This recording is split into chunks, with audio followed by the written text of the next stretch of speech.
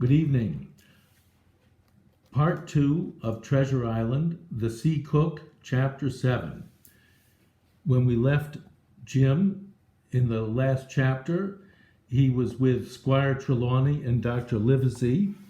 They had just opened up the packet that Jim had taken from the captain, and they found a small book in it with a series of sums of money and a map.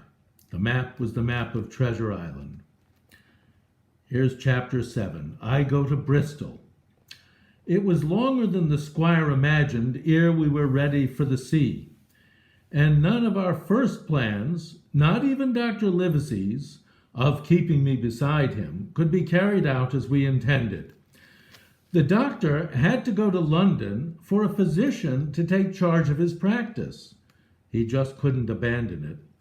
The squire was hard at work at Bristol, and I lived on at the Hall under the charge of old Redruth, the gamekeeper, almost a prisoner, but full of sea dreams and the most charming anticipations of strange islands and adventures. I brooded by the hour together over the map, all the details of which I well remembered. Sitting by the fire in the housekeeper's room, I approached that island in my fancy from every possible direction. I explored every acre of its surface.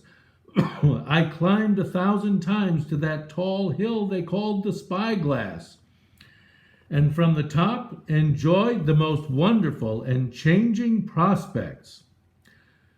Sometimes the isle was thick with savages with whom we fought, sometimes full of dangerous animals that hunted us.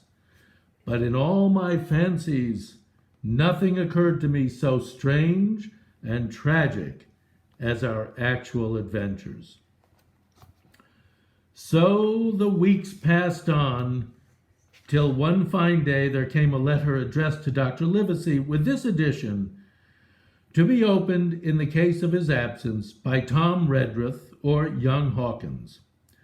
Obeying this order, we found, or rather I found, for the gamekeeper was a poor hand at reading anything but print, the following important news.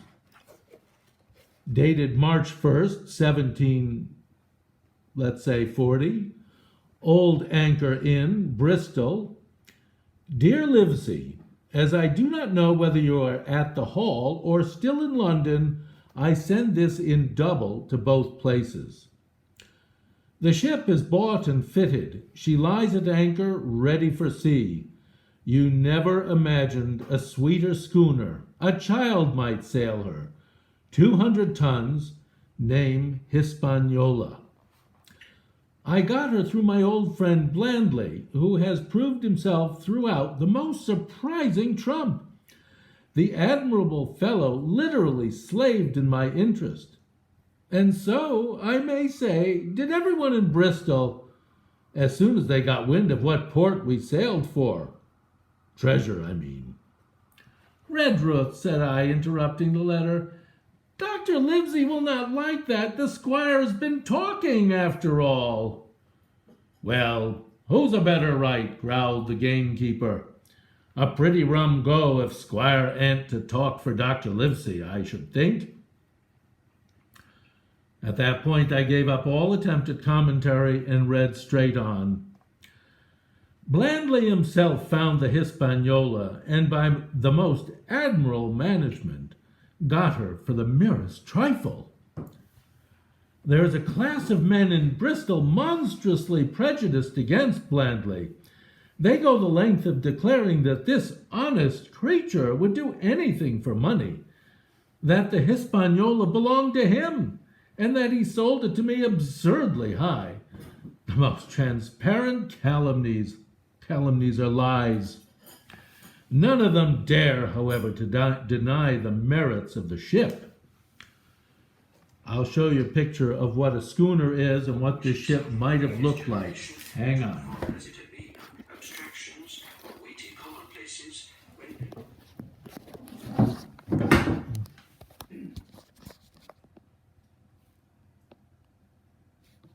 Let's see. Whoops, wrong way. Hold on.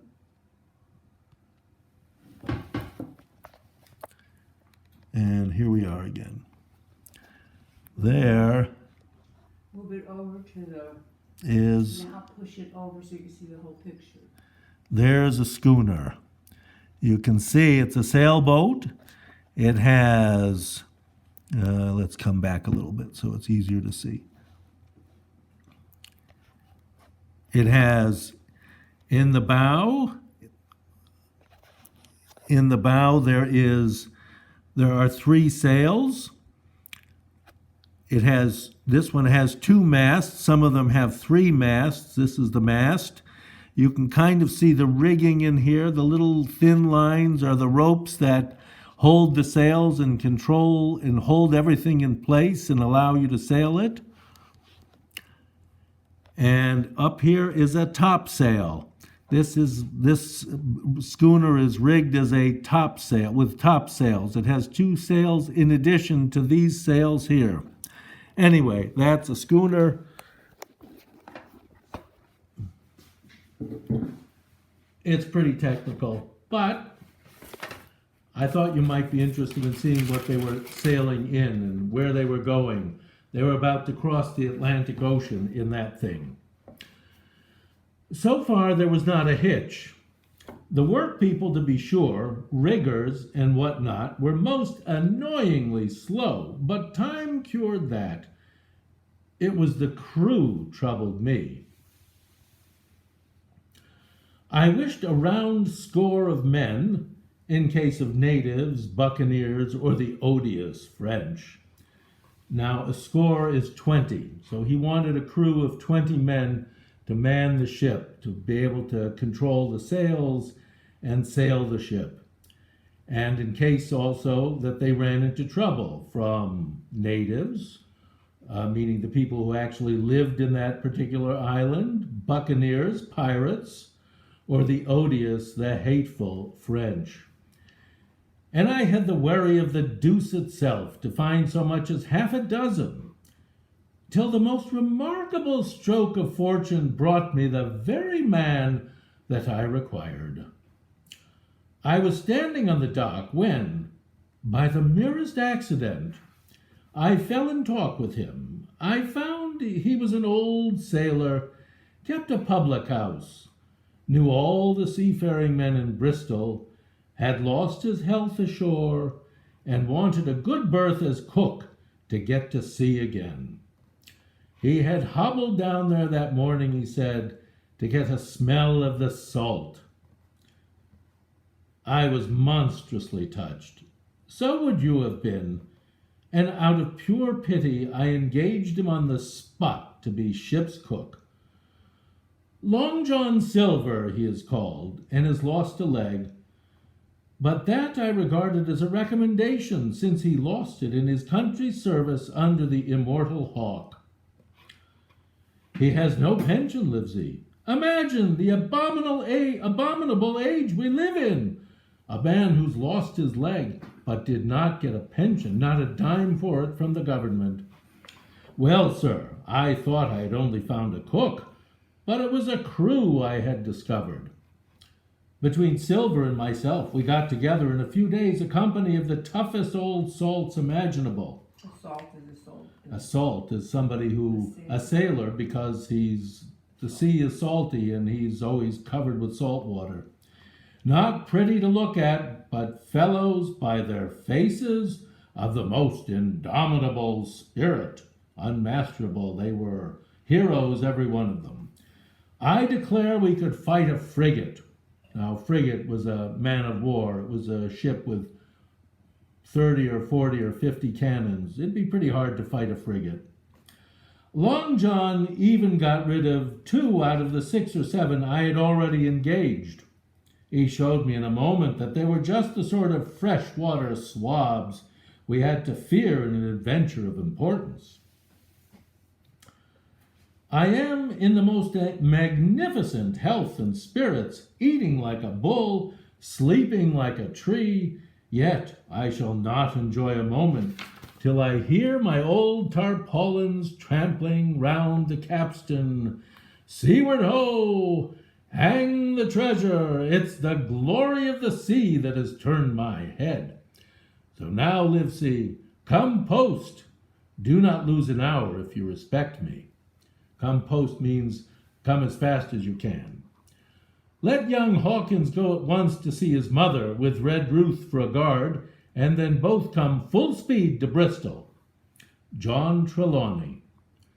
Postscript.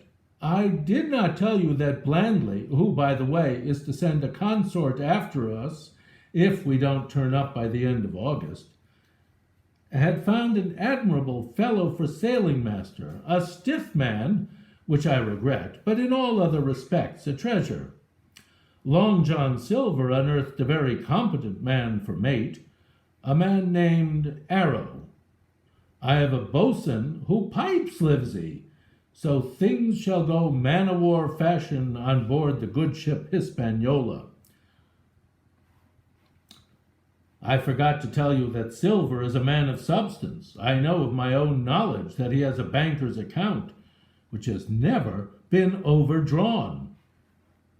He leaves his wife to manage the inn, and as she is a woman of color, a pair of old bachelors like you and I may be excused for guessing that it is the wife quite as much as the health that sends him back to roving. J.T. for John Trelawney. P.P.S. Postscript. Hawkins may stay one night with his mother. You can fancy the excitement into which that letter put me. I was half beside myself with glee, with joy, and if ever I despised a man, it was old Tom Redruth, who could do nothing but grumble and lament.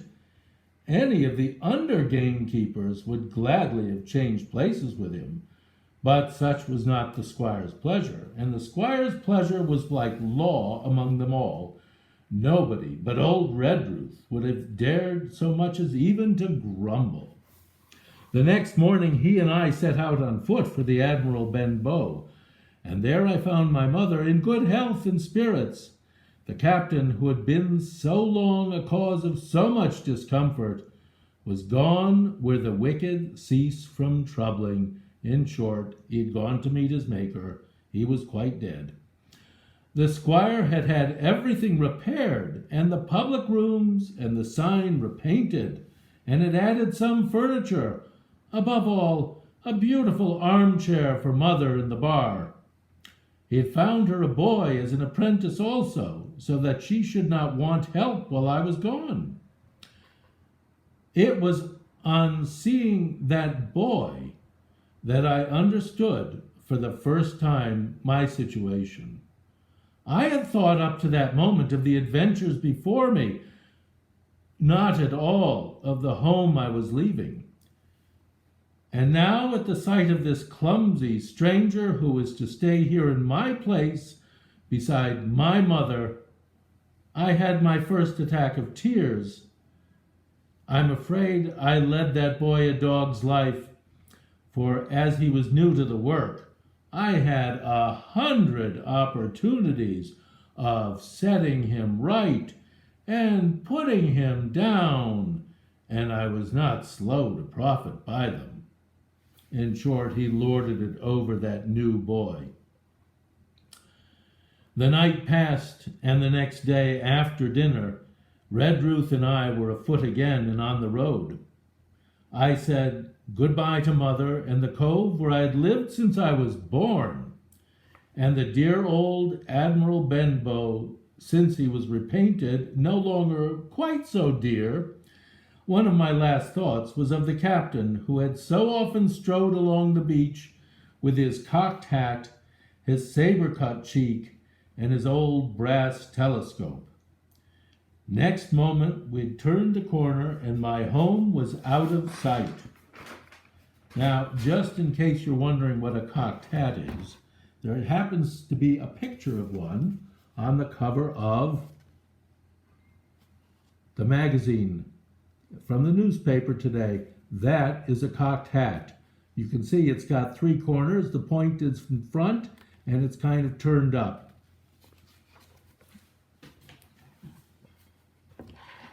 that was popular in the 18th century. The mail picked us up about dusk at the Royal George on the Heath. Now, the mail is the stagecoach, called the mail because it brought the mail all over England. I was wedged in between Redruth and a stout old gentleman, and in spite of the swift motion and the cold night air, no heat, I must have dozed a great deal from the very first, and then slept like a log uphill and down dale through stage after stage. It's called the stagecoach because every 10 or 15 miles they would change horses. That was a stage. For when I was awakened at last, it was by a punch in the ribs, and I opened my eyes to find that we were standing still before a large building in a city street, and that the day had already broken a long time. They'd ridden all night to get there. "Where are we?" I asked. "Bristol," said Tom. "Get down." Mr. Trelawney had taken up his residence in an inn far down the docks to superintend the work upon the schooner. Thither we had now to walk, and our way, to my great delight, lay along the quays, those are the docks, and beside the great multitude of ships of all sizes and rigs and nations. In one, sailors were singing at their work. In another, there were men aloft, high over my head, hanging to threads that seemed no thicker than a spider's. Though I had lived by the shore all my life, I seemed never to have been near the sea till then. The smell of tar and salt was something new. I saw the most wonderful figureheads that had been all far over the ocean. I saw besides many old sailors with rings in their ears and whiskers curled in ringlets and tarry pigtails, and their swaggering, clumsy sea walk. And if I had seen as many kings or archbishops, I could not have been more delighted. And I was going to sea myself, to sea in a schooner with a piping boatswain and pigtailed singing seamen, to sea bound for an unknown island, and to seek for buried treasures. While I was still in this delightful dream, we came suddenly in front of a large inn, a hotel, and met Squire Trelawney all dressed out like a sea officer in stout blue cloth. It was his uniform, coming out of the door with a smile on his face and a capital imitation of a sailor's walk, because the sailors, when they walked, they rolled a little bit in anticipation of the motion of the ship under the waves in the sea. "Here you are," he cried, "and the doctor came last night from London. Bravo! The ship's company complete." "Oh, sir," cried I, "when do we sail?" "Sail," says he, "we sail tomorrow." That's it. Till a little bit later, we'll get on to chapter 8.